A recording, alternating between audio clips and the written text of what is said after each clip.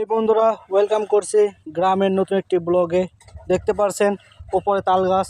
আমরা এখন গ্রামে এসেছি তাল খেতে এবং আমাদের নিজের তাল গাছ থেকে আমার ভাস্তা চলতে গাছে। তো দেখা যাক আজকে আমার ভাস্তা কয়টি তাল পেতে পারে।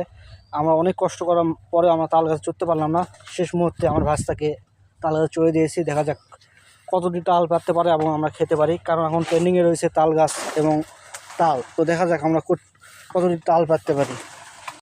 তো ফাইনালি বন্ধুরা দেখতে পাচ্ছেন সারি সারি তাল গাছ, আর নিচে অনেক মানুষজন রয়েছে তাল দেখার জন্য। তো আমরা অনেক কষ্ট করে কয়েক ঘাউ তাল পেনে নিলাম খাওয়ার জন্য। তো দেখতে পাচ্ছেন আমার কাঁধে এক ঘাউ তাল রয়েছে।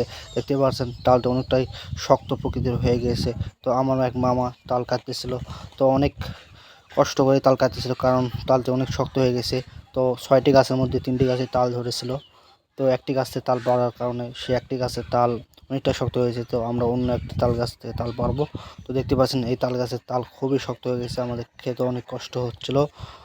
তো বন্ধুরা আমি লাস্টে একটু ট্রাই করে দেখলাম কেমন শক্ত হয়েছে। তো মোটামুটি অনেকটাই শক্ত হয়ে গেছে, যেটা আমরা কখনো আশা করিনি এমনটা খুব দ্রুত শক্ত হয়ে যাবে।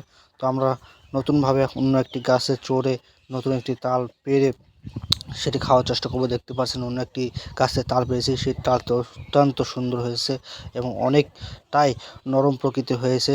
দেখতে পাচ্ছেন আমার এক মামা খাচ্ছে, তো সত্যি অসাধারণ। শেষ মুহূর্তে আমি একটু খেয়ে এনজয় করলাম। ধন্যবাদ সকলকে এই ব্লগটি দেখার জন্য।